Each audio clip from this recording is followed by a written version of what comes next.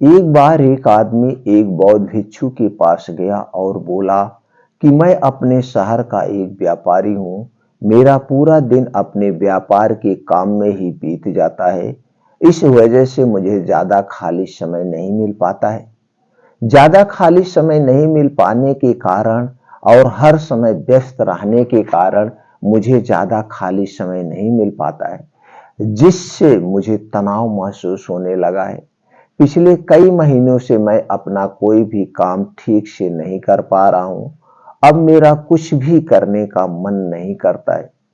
मुझे काम को टालने की आदत हो गई है। मैं बहुत आलसी हो गया हूं और चिड़चिड़ा हूं। मेरी इन आदतों के कारण मैं आजकल बहुत चिंतित और बेचैन रहने लगा हूं। कृपया मुझे कोई ऐसा उपाय बताएं जिससे मेरा मन दिन भर भटकता ना रहे और मैं पहले की तरह अपने काम से काम रखूं। बौद्ध भिक्षु ने उस व्यक्ति की सारी बातें ध्यान से सुनी और फिर कहा कि आपकी समस्या आपके व्यस्त होने की नहीं है, काम को बल्कि अपने काम को बोझ समझो। और कोई भी व्यक्ति अपने काम को बोझ तभी समझता है जब वह अपनी वर्तमान नौकरी को नजरअंदाज कर रहा होता है और केवल अपने भविष्य की नौकरी के बारे में सोचता रहता है और उसके लिए मन में योजनाएं बनाता रहता है कि मैं इस काम को ऐसे ही करूंगा, भविष्य में इसे इतना बड़ा बनाऊंगा। और जब कोई व्यक्ति किसी काम के बारे में सिर्फ सोचता रहता है लेकिन उसे पूरा करने के लिए कोई ठोस कदम नहीं उठाता, तो वह उस काम को लेकर तनाव से घिर जाता है और फिर वह नौकरी उसके लिए बोझ बन जाती है। यह सुनकर वह व्यक्ति बोला, हाँ संत, आपने तो मेरे मन की बात ही कह दी। मैं भी पिछले कुछ महीनों से हर रोज अपने काम पर ध्यान देने की बजाय अपने बिजनेस के भविष्य के बारे में सोचता रहता हूं कि कहीं मेरा बिजनेस कम ना हो जाए, भविष्य में कोई अन्य व्यापारी मेरे व्यापार क्षेत्र में अतिक्रमण ना कर ले। और भी ऐसी कई नकारात्मक बातें मेरे दिमाग में चलती रहती है, जिसके कारण मैं अपने आज के बिजनेस पर ध्यान नहीं दे पा रहा हूं। यह सुनकर बौद्ध भिक्षु ने कहा, हम अपने विचारों में जितनी बड़ी समस्याएं बनाते हैं, असल जिंदगी में समस्याएं इतनी बड़ी नहीं होती है। आपको बस अपने आज पर ध्यान केंद्रित करने की जरूरत है, बाकी सब चीजें अपने आप ठीक हो जाएगी। व्यक्ति ने कहा, संत, मैं ऐसा करने में सक्षम नहीं हूं। मैं अपने आज के काम पर ध्यान केंद्रित नहीं कर पा रहा हूं। मैंने बहुत कोशिश की लेकिन मैं हर बार हार जाता हूं। मुझे अतीत की गलतियों पर पछतावा होता है। मैं भविष्य के लिए योजनाएं बनाने लगता हूं और फिर मेरा मन बेचैन हो जाता है। आप मुझे कोई रास्ता बताएं ताकि मैं आज पर ध्यान केंद्रित कर सकूं, लेकिन मैं ध्यान योग नहीं कर पाता बगैर बहुत लंबे समय तक, और ना ही मैं कोई बड़ी साधना कर सकता हूं। इसलिए आप मुझे कोई आसान तरीका बताएं। बौद्ध भिक्षु ने कहा, ठीक है, आज मैं आपको ऐसे कुछ छोटे छोटे तरीके बताने जा रहा हूं जिन्हें आप अपने दैनिक जीवन के साथ कर सकते हैं।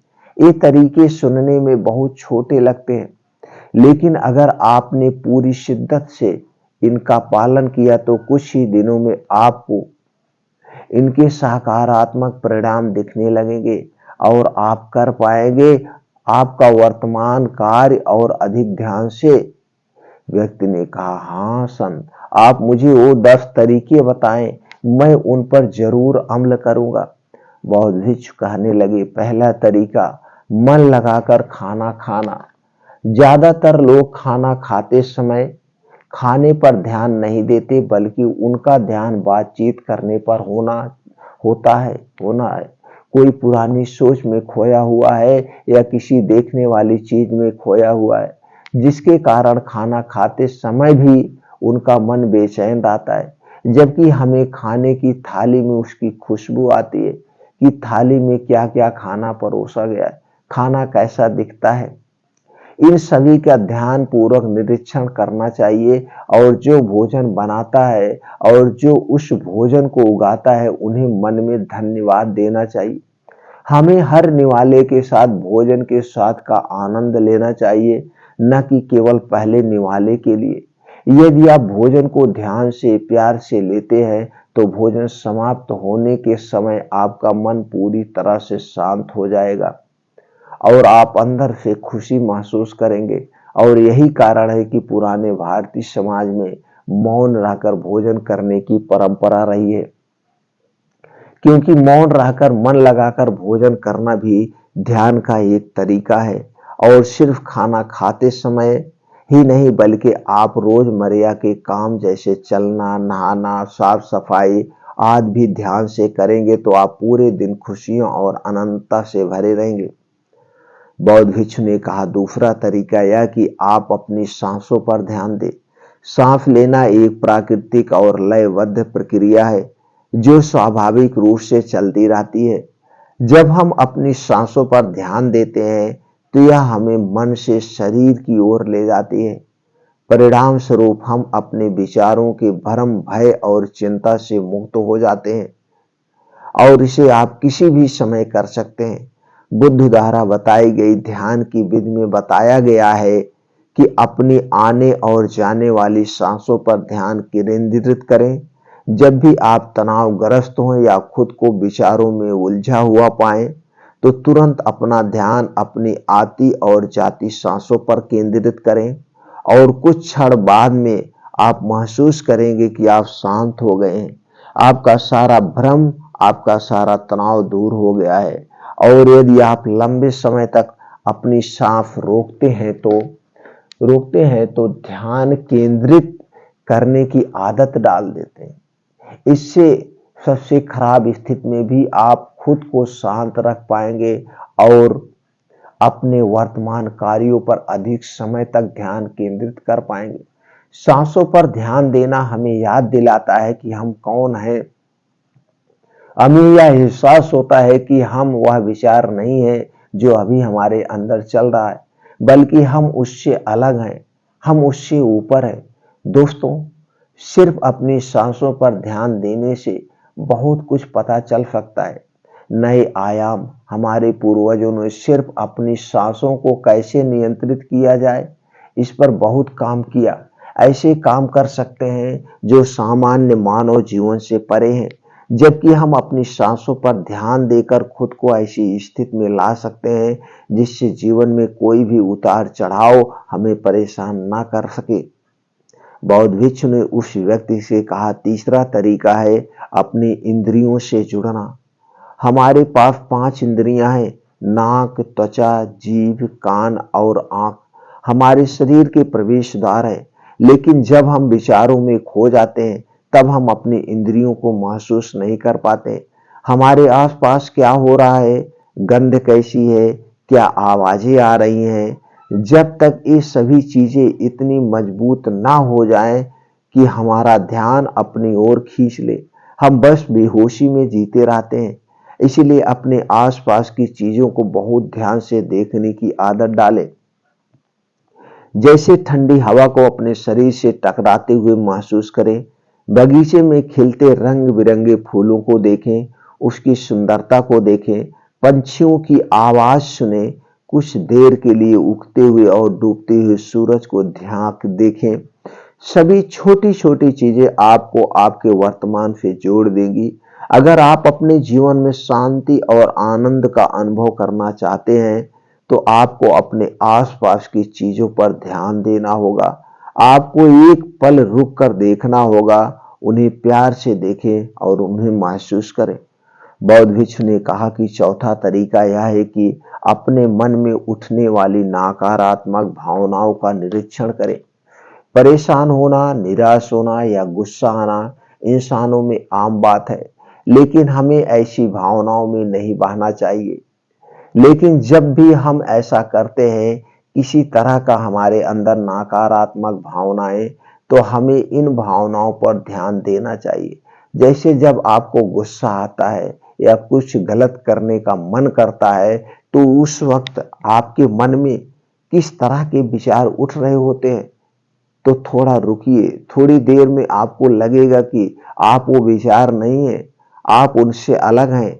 आप उन्हें देखते रहें और थोड़ी देर में वो सारे नकारात्मक विचार गायब हो जाएंगे। और अगर आप हर बार ऐसा करते हैं तो आप अपनी भावनाओं पर नियंत्रण करना सीख जाएंगे। बौद्ध भिक्षु ने पांचवा तरीका बताया, अपने मन में आने वाले हर विचार पर भरोसा ना करें। हमारा दिमाग हर समय अनुमान और धारणाएं बनाता रहता है, जो हर बार की तरह सच नहीं होगी। किसी व्यक्ति से मिलते हैं या कुछ नया देखते हैं तो तुरंत हमारा दिमाग उसके बारे में पूर्ण धारणाएं बनाना शुरू कर देता है, और फिर वह वस्तु या व्यक्ति उसे अच्छा या बुरा बनाकर हमारे सामने प्रस्तुत कर देगा, और फिर हम अपने विचारों को सत्य मान लेते हैं और उस व्यक्ति या वस्तु को वैसा ही कहने लगते हैं। और कुछ लोग अपनी मान्यताओं को हल्के में ले लेते हैं और उस पर कायम रहते हैं, जबकि हमें प्रयास करना चाहिए स्वयं को किसी भी प्रकार की पूर्व धारणाओं से मुक्त रखना और पूर्ण जागरूकता के साथ चीजों को वैसे ही देखने का प्रयास करें जैसे वह वास्तव में है। हमें अच्छाई और बुराई का आवरण नहीं ओढ़ना चाहिए। यदि आप पूर्ण साक्षी के साथ वर्तमान में रहते हैं तो बिना किसी पूर्व कल्पना के कुछ भी देखें और सुने तो यह आपको शांत और तनाव मुक्त रखेगा। बौद्ध भिक्षु ने कहा, छठा तरीका यह है कि व्यक्ति कुछ समय के लिए ध्यान का अभ्यास करे, ध्यान में खोए रहे। ध्यान करने के लिए घंटों बैठने की आवश्यकता नहीं है। दिन भर में 10 मिनट का ध्यान भी जीवन में सकारात्मक प्रभाव डाल सकता है। प्रतिदिन ध्यान करने से हमारे जीवन में नई ऊर्जा, उत्साह, शांति और प्रेरणा आएगी। हम पूरे दिन अंदर से खुश और शांत महसूस करते हैं। रोजाना ध्यान करने से आप स्वाभाविक रूप से वर्तमान क्षण में जीना सीखते हैं। बौद्ध भिक्षु ने कहा, सातवां तरीका यह है कि आपके पास जो कुछ भी है उसके लिए आप आभारी रहें। जीवन में खुशी लाने का सबसे आसान तरीका है धन्यवाद नहीं बल्कि आभार व्यक्त करना।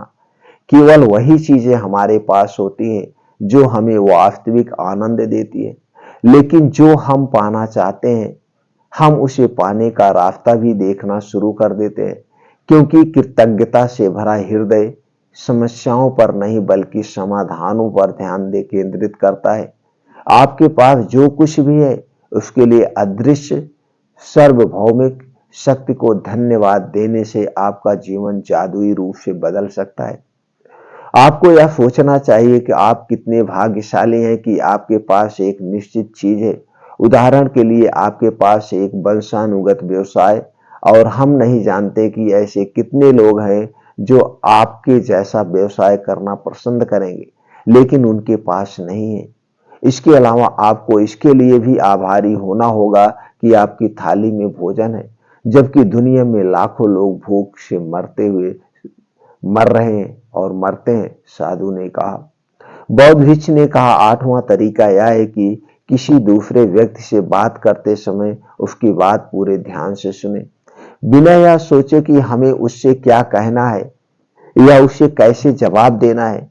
आपको सामने वाला व्यक्ति की बात ध्यान से सुननी चाहिए। आपको सामने वाले से बात करनी है कि ना कि उसे जवाब देना है। लेकिन जब आप किसी से बात करते हैं तो उनकी भावनाओं को समझने के लिए अपने कानों, दिल और आत्मा से उसकी बात सुने और समझे। ऐसा करने से उस व्यक्ति के साथ आपका रिश्ता मजबूत होगा और यह आपके लिए अपना धैर्य और एकाग्रता बढ़ाने का भी एक अभ्यास है। और जब हम सुनते ज्यादा हैं और कम बोलते हैं तो हम बहुत सारी परेशानियों से बच जाते हैं, जिससे हमारा मानसिक तनाव कम हो जाता है। और याद रखें, किसी भी व्यक्ति की बातों को ध्यान से सुनना उसका सम्मान करने का सबसे अच्छा तरीका है। बौद्ध भिक्षु ने कहा, नौवां तरीका यह है कि अपने महत्वपूर्ण काम के लिए एक समय निर्धारित करें। आपको अपने दिन का कुछ समय महत्वपूर्ण कामों के लिए अलग रखना चाहिए, जैसे काम का समय, नहाने का समय, सफाई का समय, खाने का समय आदि। समय के साथ महत्वपूर्ण कार्यों का वितरण यह सुनिश्चित करता है कि चीजें बिना किसी रुकावट के निश्चित रूप से होती है। दिन के सही समय पर सही काम करने से हमारे जीवन में अनुशासन आता है और अनुशासन से जीवन में शांति और खुशी आती है। बौद्ध भिक्षु ने 10वां और आखिरी तरीका बताया कि जब भी आप कुछ करें तो अपनी रोजमर्रा की गतिविधियों में जागरूकता लाने का प्रयास करें, इसलिए उसे वर्तमान में करने का प्रयास करें। हर बार आपका दिमाग अपने ही ख्यालों में खोया रहता है, लेकिन आपको खुद को वर्तमान में वापस लाना होगा और आपको इसे हर बार तब तक करना है जब तक यह आपकी आदत ना बन जाए। और साथ ही आप यह देखने की कोशिश करें कि उस काम को करते समय आपके अंदर किस तरह के विचार उठ रहे हैं। यह छोटा सा व्यायाम आपको वर्तमान में जीने में मदद करेगा। भिक्षु ने आगे कहा, शांति और आनंद कोई घटना नहीं है, बल्कि यह एक प्रक्रिया है जो हमारे जीवन के साथ चलती है। अगर हम सचेत होकर जीना सीख लें। इतना कहकर बौद्ध भिक्षु ने चुप हो गए और व्यापारी उसे धन्यवाद देकर चला गया। और उसी दिन से वह व्यापारी इन सारी बातों को अपने आचरण में, अपने जीवन में उतार लिया। उसी दिन से उसका जीवन धन्य हो गया और उसका जीवन खुशियों से भर आया। दोस्तों, इस छोटी सी कहानी से आपको क्या प्रेरणा मिली, हमें कमेंट सेक्शन में जरूर बताइएगा और ये कहानी अपने यार दोस्त मित्रों के साथ जरूर शेयर करिएगा। वो भी इस कहानी से कुछ सीखे और अपने जीवन को सफल बनाएं। मित्रों, फिर मिलते हैं ऐसे ही भगवान महात्मा बुद्ध की और ज्ञानवर्धक कहानी के साथ अगले वीडियो में।